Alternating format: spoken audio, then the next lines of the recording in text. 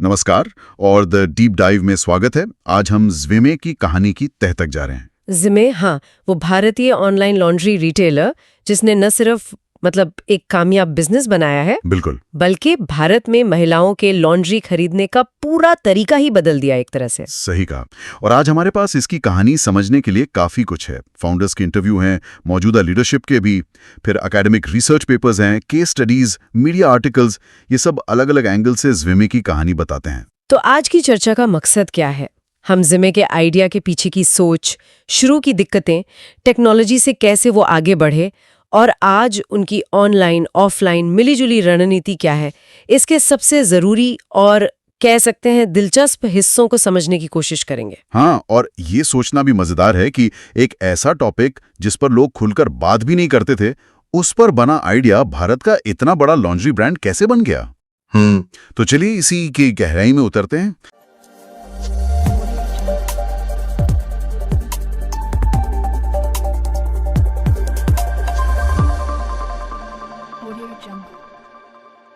शुरुआत करते हैं संस्थापकों से, ऋचा कर और कपिल कारेकर। ऋचा का बैकग्राउंड, जैसा आपने बताया, काफी सॉलिड है। हाँ, बिट्स पिलानी से इंजीनियरिंग, फिर NMIMS से मास्टर्स और फिर SAP में रिटेल कंसल्टेंट। ये अहम था। SAP में काम? यही कुछ हुआ क्या?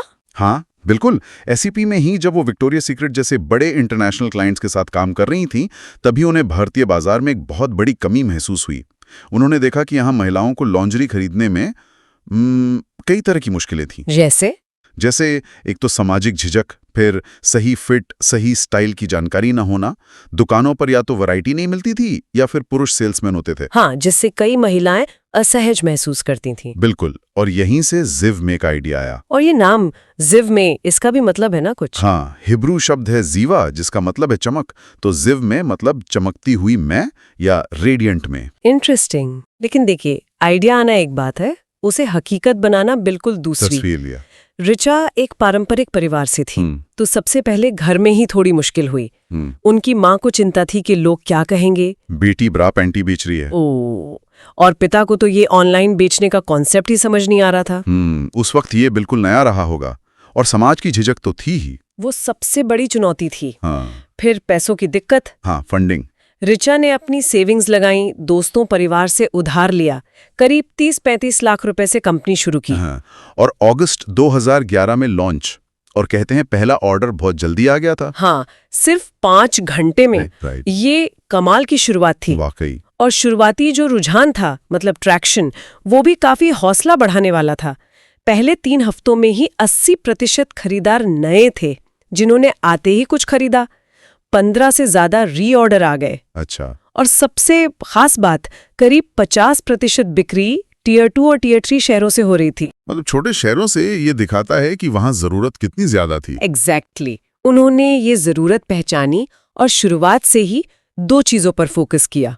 किन चीजों पर? एक तो रेंज, बहुत बड़ी रेंज, 5000 से ज्यादा स्टाइल, 50 से ज्यादा ब्रांड, 100 से ज्यादा साइज। बाप रे, बहुत ज्यादा। और दूसरा, एजुकेशन, महिलाओं को जागरूक करना, फिट गाइड, ब्लॉग्स, ताकि वो सही साइज समझ सकें। ये बहुत जरूरी था, सिर्फ बेचना नहीं बल्कि सही जानकारी देना। बिल्कुल, ये उनकी कामयाबी का एक बड़ा कारण बना। अच्छा, तो ये तो हुई शुरुआत। अब आते हैं उनके विकास पर, और इसमें टेक्नोलॉजी का क्या रोल रहा? टेक्नोलॉजी का रोल तो बहुत ही बड़ा रहा है, खासकर अगर हम 2020 से 2023 का दौर देखें। उन्होंने कई डिजिटल टूल्स अपनाए, जैसे ई-कॉमर्स के लिए मजेंटो प्लेटफॉर्म, जो ऑनलाइन स्टोर चलाने में मदद करता है। हाँ, फिर CRM सिस्टम, ग्राहकों से जुड़ने के लिए, सप्लाई चेन को डिजिटल किया, क्लाउड बेस्ड सिस्टम लाए कर्मचारियों के मैनेजमेंट के लिए। और इन सब बदलावों का असर नतीजों में कुछ दिखा? हाँ, असर सीधा आंकड़ों में दिखता है। जैसे ऑर्डर पूरा करने का समय, जो पहले 7 दिन था, वो घटकर सिर्फ 3 दिन रह गया। आधा। ये तो बहुत बड़ा सुधार है। और सुनिए, इन्वेंट्री टर्नओवर दुगुना हो गया, माल तेजी से बिकने लगा। ओके। और स्टॉक खत्म होने की जो दिक्कत थी, वो 15% से घटकर सिर्फ 6% रह गई। कमाल है। इतना ही नहीं, एम्प्लॉय प्रोडक्टिविटी भी बढ़ी। पहले एक कर्मचारी महीने में करीब 200 यूनिट हैंडल करता था, अब 320 करने लगा। वाह। और सबसे जरूरी, कस्टमर एक्सपीरियंस। ओवरऑल सेटिस्फैक्शन 72% से बढ़कर 89% हो गया। 89%, ये तो बहुत ही अच्छा है। और रिपीट परचेज रेट, मतलब ग्राहक का वापस आकर खरीदना, वो 35% से बढ़कर सीधा 65% हो गया। 65%, मतलब आधे से ज्यादा ग्राहक वापस आ रहे थे। हाँ, और कस्टमर सपोर्ट का रिस्पॉन्स टाइम भी 48 घंटे से घटकर 12 घंटे रह गया। ये आंकड़े तो वाकई दमदार हैं। टेक्नोलॉजी का असर साफ दिख रहा है। बिल्कुल, और इसमें उनके अपने बनाए टूल्स का भी हाथ है, जैसे फिट कोड। हाँ, फिट कोड, मैंने सुना है इसके बारे में। ये साइज पता लगाने में मदद करता है। सही, ये महिलाओं को उनकी सही ब्रा साइज खोजने में मदद करता है और करीब 50% नए यूजर्स इसे इस्तेमाल करते हैं। 50%? काफी ज्यादा है। और इसका सबसे बड़ा फायदा, इससे रिटर्न रेट, मतलब सामान वापस आने की दर 42% तक कम हो जाती है। ओह, ये तो बिजनेस के लिए बहुत बड़ा फायदा है। मतलब सही फिट, कम रिटर्न। एग्जैक्टली। इसके अलावा मोएंगे जैसे प्लेटफॉर्म यूज करके उन्होंने पर्सनलाइजेशन पर फोकस किया, हर ग्राहक को उसकी पसंद का अनुभव देना। उसका क्या नतीजा रहा? यूजर कन्वर्जन रेट, मतलब साइट विजिटर का ग्राहक बनने का रेट 3 गुना बढ़ गया। 3 गुना? हाँ, और ऐप मार्केटिंग के लिए रेवेक्स जैसी कंपनियों के साथ पार्टनरशिप करके ROI यानी निवेश पर रिटर्न 75% तक बढ़ाया। ये सब मिलकर तो फाइनेंशियल परफॉर्मेंस पर भी असर डालते होंगे। बिल्कुल। उनका जो डिजिटल बदलाव पर ROI था, वो 2020 में 31% था और 2023 तक बढ़कर 44% हो गया। 31 से 44%। ये साफ दिखाता है कि टेक्नोलॉजी में निवेश करना उनके लिए कितना फायदेमंद रहा। सही। लेकिन जैसा आपने शुरू में कहा था, ये सफर आसान नहीं था। चुनौतियां भी तो आई होंगी। सामाजिक झिझक की बात तो हमने की। हाँ, वो तो सबसे बड़ी चुनौती थी ही, और उससे निपटने के लिए उन्होंने प्राइवेसी और सही जानकारी पर हमेशा जोर दिया। और क्या मुश्किलें थी? देखिए, शुरुआती फंडिंग जुटाना एक बड़ी बाधा थी। पहले तो ऋचा ने खुद के पैसे और उधार से काम चलाया। बाद में IDG वेंचर्स, कलारी कैपिटल जैसे इन्वेस्टर्स से फंडिंग मिली। 3 मिलियन, फिर 6 मिलियन, फिर 40 मिलियन के राउंड्स हुए। लॉजिस्टिक्स का भी इशू रहा होगा, खासकर छोटे शहरों में। हाँ, बिल्कुल। डिलीवरी और कैश ऑन डिलीवरी यानी COD की सुविधा हर जगह ना होना, ये शुरुआती दिक्कतें थीं। और जब ये बड़े डिजिटल बदलाव ला रहे थे, तब कोई चुनौती आई? हाँ, बिल्कुल। एक तो कर्मचारियों का बदलाव को लेकर रेजिस्टेंस, मतलब हिचक। एक सर्वे में करीब 67% लोगों ने माना कि ये एक बाधा थी। अच्छा, लोगों को नई चीज अपनाने में दिक्कत होती है। हाँ, और दूसरा, नई टेक्नोलॉजी में शुरुआती खर्चा काफी ज्यादा था। 83% लोगों ने इसे एक बड़ी चिंता बताया था। तो इन चुनौतियों से कैसे निपटे वो? कर्मचारियों की हिचक के लिए तो उन्होंने खास ट्रेनिंग प्रोग्राम चलाए और वो काफी सफल रहे। 90% प्लस सक्सेस रेट था उनका। कर्मचारियों ने भी उन्हें उपयोगी माना। ठीक है। और खर्चे वाली बात को उन्होंने लॉन्ग टर्म इन्वेस्टमेंट की तरह देखा कि ये आज का खर्च नहीं, कल का फायदा है, और उनका बढ़ता हुआ ROI ये साबित भी करता है। ये सही अप्रोच है। फिर कंपनी में एक और बड़ा बदलाव आया, लीडरशिप में। हाँ, ऋचा कर ने CEO का पद छोड़ा। ये कब हुआ? 2017 या 2020? सूत्रों में थोड़ा फर्क है, पर हालिया जानकारी 2020 की तरफ इशारा करती है।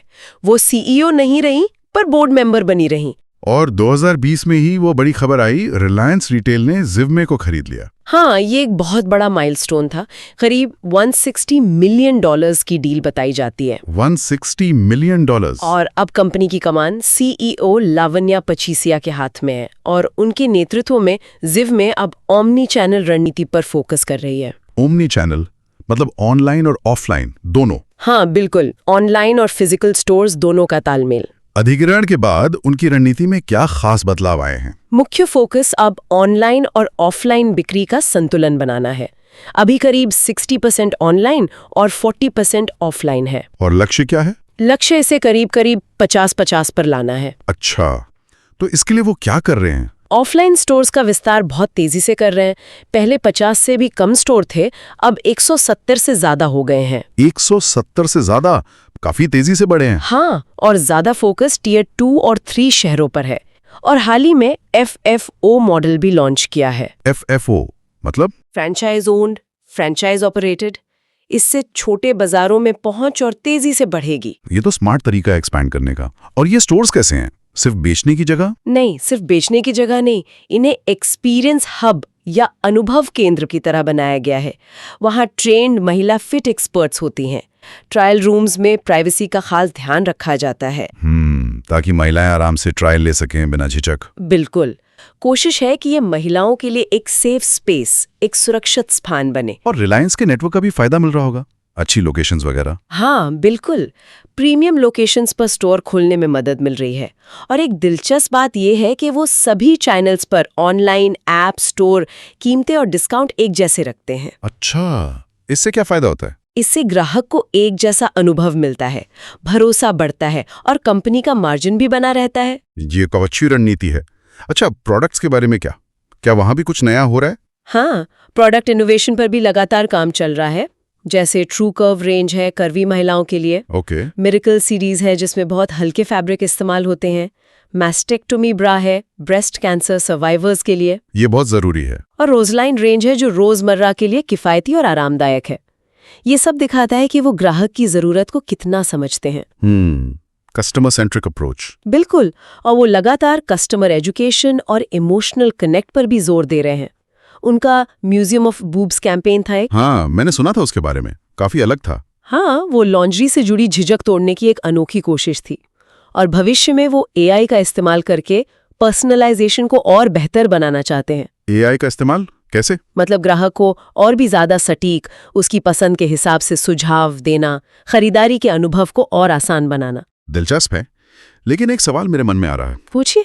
रिलायंस ने जिम्मे को खरीदा, पर रिलायंस के पास तो क्लोविया, अमांटे जैसे और भी लॉन्ड्री ब्रांड्स हैं। हाँ है।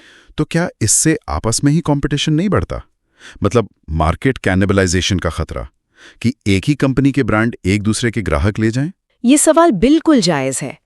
इस पर जिम्मे का कहना है कि देखिए, भारत का लॉन्ड्री मार्केट अभी बहुत बड़ा है और बढ़ भी रहा है। उनका मानना है कि इस बड़े बाजार में कई ब्रांड्स के लिए जगह है। फिलहाल वो सभी ब्रांड्स अपनी अपनी पहचान और अपने टारगेट कस्टमर पर फोकस कर रहे हैं। मतलब अभी इतनी गुंजाइश है कि सब साथ साथ चल सकते हैं। फिलहाल उनका यही मानना है। तो अगर हम आज की पूरी बातचीत को समेटें तो जिम्मे की कहानी से क्या खास बातें निकल कर आती हैं? देखिए, सबसे पहली बात तो ये कि एक मुश्किल या टैबू समझे जाने वाले विषय पर भी एक कामयाब बिजनेस खड़ा किया जा सकता है।